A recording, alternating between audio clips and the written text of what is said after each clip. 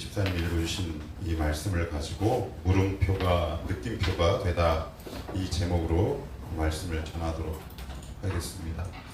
우리 같이 제목을 제가 읽긴 했지만 다시 같이 한번 읽어볼까요? 자, 시작. 물음표가 느낌표가 되다. 예, 물음표가 느낌표가 되다. 세상에 참 질문들이 많습니다. 물음표가 많죠. 의문부호가 많습니다. 한 주의 삶을 이렇게 돌아보면 여전히 내 지혜와 내 명철과 내 이성으로 이해되지 않는 삶이 연속되는 경우가 우리의 삶 가운데 굉장히 많이 있어요. 그래서 아마 성경에서 이런 구절이 나와 있는지 모르겠습니다. 아마 여러분들 유명한 사사하면 가장 먼저 떠오르는 사사가 누가 있을까요? 삼손이 있을 겁니다. 삼손에 얽힌 에피소드가 굉장히 많은데 그 가운데 되게 재미있는 에피소드를 한 가지를 꼽으라면 이겁니다. 어느 날 삼손이 블레셋 사람들에게 수수께끼를 냅니다. 사사기 14장 14절인데 그 수수께끼 내용이 뭐냐면 바로 이거죠. 먹은 자에게서 먹는 것이 나오고 강한 자에게서 단 것이 나오는 것은 무엇이냐? 너희들 이거 못 풀면 큰일 날 줄 알아라 라고 얘기합니다. 말 그대로 수수께끼입니다. 알 수 있는 방법이 있을까요? 당연히 못 풀죠. 그래서 블레셋 사람은 그 안에 데릴라 혹은 성경에서는 들릴라라고 표현된 그 이방 여인 그 아내를 유혹을 하고 꼬시기 시작해서 야, 너 빨리 이 수수께끼의 답을 얻어와. 그래서 일주일 동안 그 들릴라가 괴롭히죠. 여보 뭐야? 알려주지 않습니다. 근데 7일째 드디어 알려주죠. 답이 뭔가요? 사자에게서 나온 꿀, 그것이 바로 정답입니다.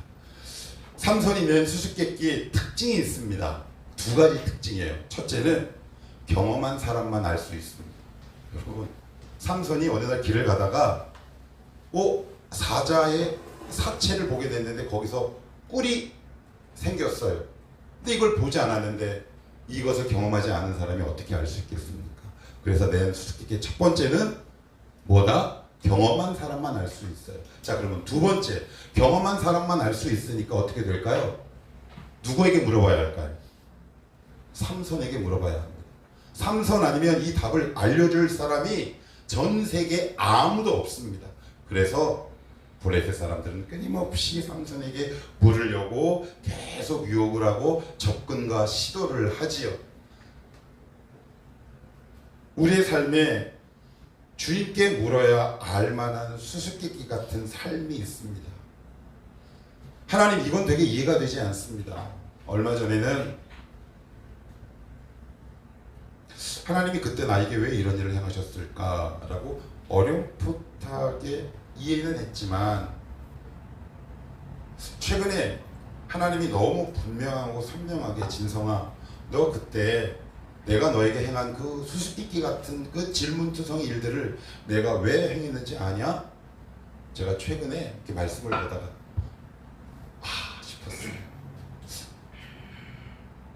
그때는 내가 왜 이렇게 그 문제를 갖고 하나님 앞에 질문하지 못했을까?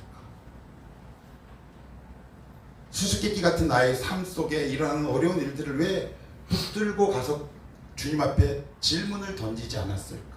왜 몸으로, 머리로, 육체로, 고난으로, 그리고 박해로, 그리고 궁핍함으로, 때로는 조소와 멸시를 통해 알아갈 수밖에 없었던 저의 믿음의 실력들을 다시 한번 과거의 삶을 돌아보며 뉘우치는 계기가 됐습니다. 얼마나 감사했는지 몰라요. 주님을 찾아야 하는 질문들이 있습니다. 오늘 아마 여러분들, 이 자리에 오신 분들 아마 동일한 여러분들의 소원과 목적이 있을 겁니다. 내가 지금 삶 속에서 이해되지 않는 수수께끼와 같은 이 물음표들 해결되지 않아서 주님께 가까이 나아가기도 좀 그렇고, 그렇다고 떨어지자니 왠지 모를 거리감과 왠지 모를 두려움 때문에 그 중간자의 위치와 자리에 있어서 주님과 공동체를 멀찍이 바라보는 우리의 모습, 오늘 그 모습이 이 말씀을 들으며 예수 그리스도 안에서 해결되는 역사가 있기를 원합니다. 오늘 여러분들 수수께끼를 갖고 오셨습니까? 잘 오셨습니다. 하나님께 이 자리에 왔다는 것은 이미 질문을 던진 겁니다. 하나님께서 우리에게 이 질문을 던졌을 때 주님이 뭐라고 말씀하시는지를 우리 같이 한번 말씀을 한 3가지로 요약해서 풀어가 봅시다. 자, 먼저 33절, 34절 있는데, 자, 먼저 33절 여러분들이 한번 읽어주시겠어요? 예, 읽어주시겠어요? 시작. 예수께서 이러한 많은 비유로 그들이 알아들을 수 있는 대로 말씀을 가르치시되. 예, 여기 보시면 비유라고 되어 있습니다. 비유, 그래요. 비유. 비유란 말은 무슨 뜻이냐면 이게 이제 히브리어에서 번역된 거예요. 원래 마샬이라는 단어인데 이 마샬이라는 단어를 헬라어로 번역할 때 성경학자들이 어떻게 번역할까 그래서 찾은 단어가 비유란 단어예요. 그러면 이 비유의 뜻이 뭐냐? 아주 되게 많은데 3가지 중요한 뜻이 있어요. 격언, 속담, 3번째가 뭐냐면 수수께끼. 주님이 비유로 설교하십니다. 그런데 알아듣기가 굉장히 어려워요. 농사의 비유에서 막 설명을 하시는데 그냥 들어서는 잘 모를 것 같아요. 여러분들 한번 물어볼게요. 여러분들이 속으로 대답을 해보세요. 제가 설교하는 설교를 여러분들은 저만큼 다 이해하십니까? 못합니다. 들었는데 잘 모르겠어. 그런 경우 있지요. 들었는데 이게 무슨 뜻인지 잘 모를 때가 있어요. 저도 예배드리러 와서 가장 답답했을 때가 뭐냐 하면 내가 정말 이 말씀에 대한 해석이 듣고 싶었는데 들었는데 무슨 뜻인지 잘 해석이 되지 않아. 그러면 어떻게 하면 될까요? 4장 10절에 이렇게 적고 있습니다. 4장 10절 한번 읽어보시겠어요? 4장 10절 마가복음 4장 10절입니다. 시작. 예수께서 홀로 계실 때 함께한 사람들이 12제자와 더불어 그 비유를 하여 보니. 자, 여기 보시면 예수께서 언제 계실 때, 어떻게 계실 때? 홀로 홀로 계실 때. 비유 설교를 들은 다수들은 다 떠납니다. 여러분들 오늘 이 설교 듣고 나서 여러분들이 세상으로 나가면 여러분들은 문 밖을 나가는 순간 다 까먹습니다. 그런데 말씀에 집중하는 자들에게는 어떤 믿음의 현상이 벌어지느냐? 내가 뭔가가 듣긴 들었는데 잘 몰라. 그게 무슨 이야기일까요? 주중에 주님을 따로 찾아가는 겁니다. 하나님과 1대1 독대하는 과정을 거치는 겁니다. 그러면 왜 우리 주님께서 이 비유, 수수께끼와 같은 말씀을 하셨느냐? 첫 번째, 왜 그렇다? 주님을 어떻게 하기 위해? 다시 찾게 하기 위해서 그렇습니다. 여러분, 오늘 설교를 딱 들어보니까 아니다라고 딱 중단하고 떨어지는 사람들은 그 말씀의 은혜의 깊이를 경험하기가 굉장히 어렵습니다. 여러분들 만약에 모르시면 검색을 하시던가 아니면 저에게 물어보시던가 아니면 가끔 가다가 제가 이제 아무래도 이 밴드의 주인장이다 보니까 여러분들이 언제 어디서 어떻게 몇 분을 설교를 보고 동영상을 봤는지 저는 확인할 수가 있는데 가끔 가다가 리더들 중에 주일 설교를 다시 한번 듣는 사람들이 의외로 몇 명 있습니다. 왜 그럴까요? 궁금한 겁니다. 말씀에 대한 열정과 사모함이 있는 겁니다. 그런데 어떤 분들은 맨 처음에 말씀을 듣고 이해가 되지 않으면 그냥 주님 곁을 이렇게 떠나죠. 내가 요구하는 말씀이 아니야. 내가 원하는 말씀이 아니니까 다시 주님을 찾을 필요가 없어. 이렇게 판단하고 그렇게 중단하는 삶이 굉장히 많다는 사실입니다. 그러나 이 사람들은 말씀에 대해서 궁금증이 있었나 봅니다. 말씀에 대한 사모함과 열정이 있었나 봅니다. 다시 찾아옵니다. 주님, 이거 무슨 뜻입니까? 저에게 좀 알려주십시오 라고 오늘 본문은 기록을 하고 있어요. 여러분, 만약에 여러분들이 사랑하는 물건을, 좋아하는 물건을, 여기 있는 이 핸드폰을 물론 저기 있긴 하지만 잃어버렸다고 하고, 그리고 내가 어디 있는지 모른다면 찾을까요? 안 찾을까요? 왜 찾아요? 왜 찾습니까? 비싸고 소중하고 필요하거든요. 말씀이 소중하고 필요한 자들은 특징이 있습니다. 말씀을 다시 찾습니다. 이게 뭘까? 하나님이 오늘도 각자의 삶 속에 말씀을 주시고 상황을 이렇게 딱 던져주시는데 어떤 사람들은 딱 듣고 내 뜻대로 내 의지와 내 지식으로 해석이 안 되면 이렇게 떠나버립니다. 하나님은 오늘도 말씀을 통해 우리에게 수수께끼와 같은 삶을 이렇게 던지세요. 너희가 한번 풀어보지 않을래? 그런데 거기서 하나님을 사랑하는 자들은 다시 주님께 옵니다. 주님, 이 뜻이 뭐예요? 이 상황이 뭐고 이 말씀의 뜻이 저에게 어떻게 적용하면 좋겠어요? 라고 묻기 시작합니다. 그런데 다수는 다 떠납니다. 그래서 오늘 34절에 보면 주님이 되게 놀라운 선언을 하십니다. 34절 제가 한번 볼게요. 34절 비유가 아니면 말씀하지 아니하시고 다만 혼자 계실 때 뭐라고요? 그 제자들. 근데 10절은 함께한 사람들이 12제자와 함께 분류하죠. 구분했죠. 10절은. 그런데 34절은요. 제자 12명 말고 다른 사람들도 뭐라고 평가합니까? 제자들이랍니다. 제자들은 어떤 사람이 제자냐? 말씀에 대한 열정과 상황과 궁금증이 넘쳐나는 사람들입니다. 그래서 출애굽기에 보시면 되게 재미있는 말씀이 등장합니다. 40년 동안 미디안 광야에서 양치기를 했던 모세에게 어느 날 하나님이 떨기나무에 불로 나타나십니다. 그런데 그 당시 떨기나무에 불 붙은 일은 백선나무라고 해요. 그런데 고열, 즉 지열과 화학적 작용을 일으켜 간혹 가다가 떨기나무에 불이 붙는 역사가 일어나곤 했답니다. 그렇다면 그 광야에서 40년 있었다면 최소한 아마 꽤 많이 봤을 것 같아요. 그죠? 그런데 출애굽기 3장 3절을 보면 떨기나무를 보고 이렇게 쭉 가던 모세가 갑자기 돌이킵니다. 돌이켜라는 단어가 나옵니다. 다른 말로 다시입니다. 그리고 나서는 하나님 앞으로 이렇게 그 떨기나무형으로 한번 갑니다. 출애굽기 3장 3절을 한번 찾아봅시다. 출애굽기 3장 3절입니다.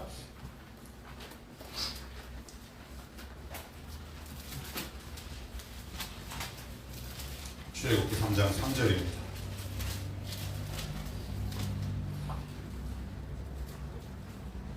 3장 2절 3절 자 시작. 여호와의 사자가 떨기나무 가운데로부터 나오는 불꽃 안에서 그에게 나타나시니라. 그가 보니 떨기나무에 불이 붙었으나 그 떨기나무가 사라지지 아니하는지라.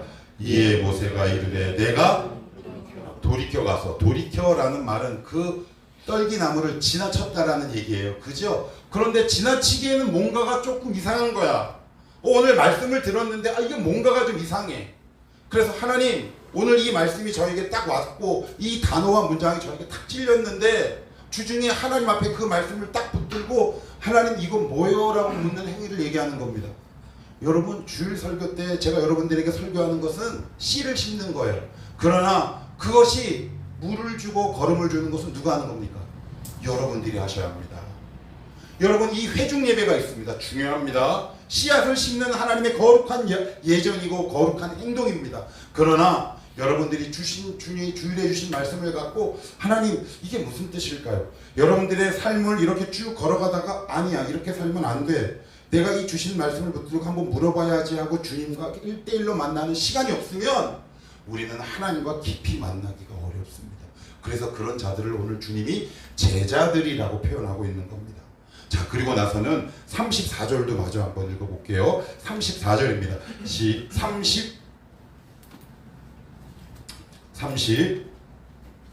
34절 시작. 비유가 아니면 말씀하지 아니하시고 다만 혼자 계실 때 어떻게 해요? 혼자 계실 때 무슨 이야기일까요? 혼자 계실 때 주님을 따로 별도로 1대1 단독자로 만난 겁니다. 주님, 저 이거 은밀한 뜻을 알고 싶어요. 그리고 주님께 묻기 시작하는 겁니다. 창세기 32장 보면 그 유명한, 여러분들 야곱하면 가장 떠오르는 사건이 첫 번째가 팥죽 사건 아시죠? 그 다음에 교회를 좀 다닌 분들이라면 두 번째 이 사건을 기억합니다. 어떤 거냐면 약복강에서 씨름. 그런데 32장 1절로부터 15절 사이에 되게 재미있는 표현이 있습니다. 형 에서를 만나러 쭉 가는데 야곱이 어떻게 하느냐, 가장 애정도가 없는 사람을 맨 앞에, 그리고 가장 자기가 사랑하는 라헬은 저 뒤에, 그러면서 그 대열을 앞으로 쭉 보내고 갑자기 홀로 남았다라는 구절이 32장 24절에 나옵니다. 그럴 때 누가 찾아오느냐 하면 하나님이 천사로 변하셔서 야곱을 이렇게 찾아옵니다. 이게 무슨 말일까요? 이 대중 예배가 되게 귀하긴 하지만 우리에게 주신 이 씨앗이 열매 맺고 역사하기 위해서는 여러분들은 반드시 홀로 있는 시간을 주중에 가지셔야 합니다. 그래야 하나님의 뜻을 알고 거기에서 하나님의 능력을 경험할 수 있습니다. 우리 그 부분도 한번 찾아봅시다. 창세기 32장 24절입니다. 같이 한번 찾아볼게요. 창세기 32장 24절입니다.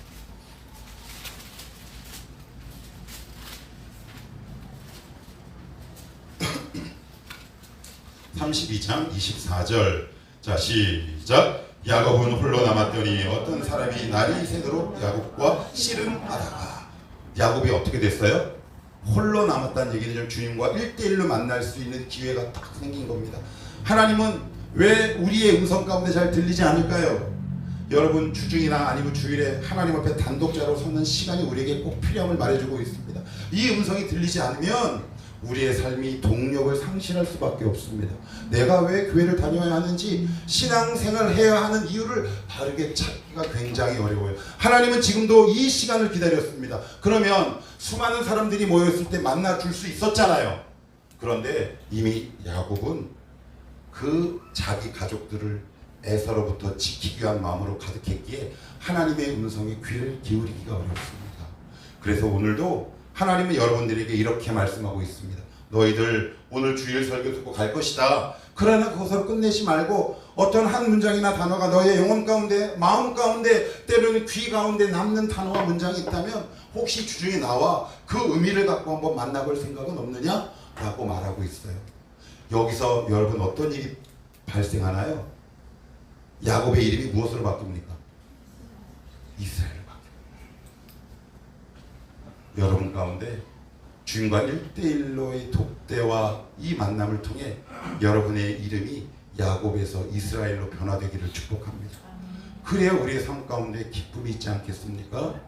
자, 그럼 이제 세 번째, 오늘 사실 이 부분을 저와 여러분들이 좀 깊이 다뤄보고 싶었습니다. 그래서 조금 빠르다 쉽게 1번, 2번 주제를 제가 조금 빨리 진행했습니다. 자, 오늘 보시면 여기서 비유로 본문에 어떻게 하셨다? 해석하셨다. 오늘 본문 34절에 어떻게 끝나요? 한번 읽어볼까요? 시작.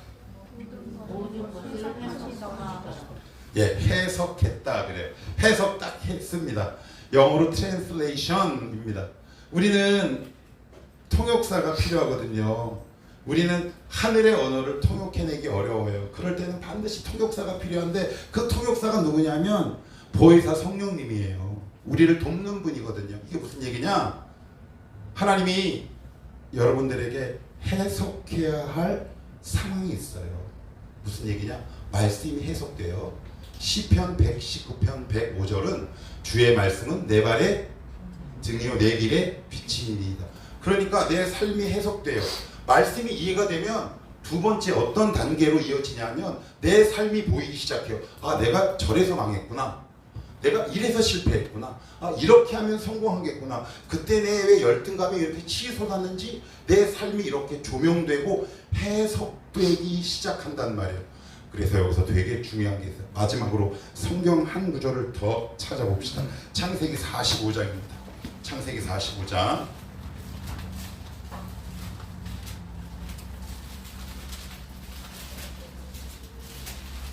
창세기 45장입니다. 5절에서 8절입니다. 5절에서 8절.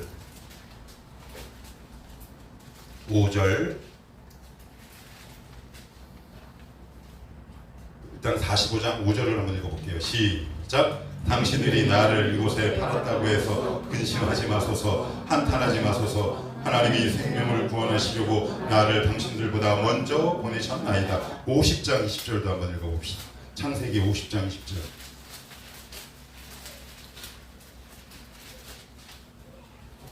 자, 50장 20절. 자, 시작. 당신들은 나를 헤아려 하였으나 하나님은 그것을 선으로 바꾸사 오늘과 같이 많은 백성의 생명을 구원하게 하시려 하셨나니. 무슨 이야기일까요? 자기 삶이 해석이 되는 거예요.